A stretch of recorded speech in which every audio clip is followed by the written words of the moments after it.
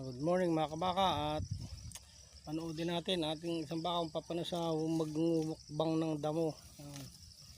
Ayan o, paspas sa pagkain at medyo pumupis ang kanyang katawan at sa ilang araw din hindi na pagkakain at sa ulan, nakabaluktot lang siya dito sa ulahan. Yan, hindi siya na gaano kapangain at sa lamig. Yan o, kapit nga siya pagkain ng damo. Sige, babawi daw siya at umiinit o, gumaganda ng panahon, medyo maas-ayos na kahit naambon-ambon.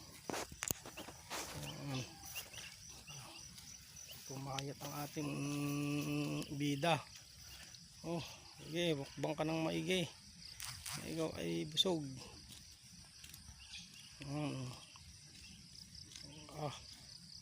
May ilang araw pang ulan malilintikan. Huwag na umulan muna, saka na muna uli. Baka pati yung nasa ibang lugar na binabaha.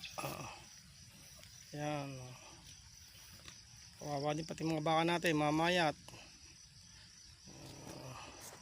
Pero hindi sayang ang baka pagdat na alagaan at naasikaso. Bye bye, dito lang uli mga kabaka. Ayan, bye bye.